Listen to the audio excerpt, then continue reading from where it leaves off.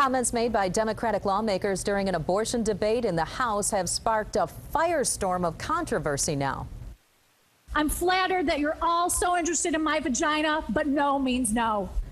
That was Democratic Rep. Lisa Brown from West Bloomfield while speaking out against a set of anti-abortion bills on the House floor last week. Brown and fellow party Rep. Barb Byram were banned from speaking on the floor the next day because of what Republican leaders called a lack of decorum. And since then, the two sides have been going at it. Democrats are accusing Republicans of launching a war on women's rights. Republicans say the Democrats are using this to stage a political stunt during an election year. That brings us to the steps of the Capitol tonight, where several Democratic lawmakers are planning a reading of the famous vagina monologues in protest. And 24-Hour News 8's Mark Thompson joins us there live right now. Mark?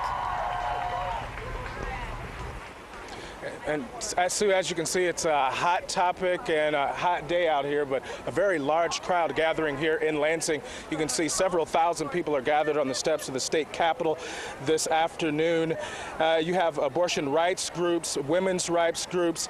They're all here in support of Representative Brown and Byram, but there are groups here supporting Republicans as well. The reading of the vagina monologues is supposed to get underway at 6 o'clock. Both Brown and Byram are expected to perform parts of that play alongside playwright Eve Ensler, who made it famous. Again, this all started when Brown made reference to her vagina last Wednesday while speaking out against anti-abortion legislation on the House floor. Byram was also banned from speaking the next day when she shouted a comment using the word vasectomy. They argue that their banning is Republicans fueling the war against women's rights. We spoke to Senate Democratic leader Gretchen Whitmer, that is, who will take part in tonight's reading as well. You know, we've seen an attack on women across the country, and when Michigan legislature started coming after our rights to our bodies and our rights to health care, we were not surprised. What we were surprised and what went beyond the pale was when they decided to take the microphone away from sitting legislators because they were uncomfortable with the word vagina.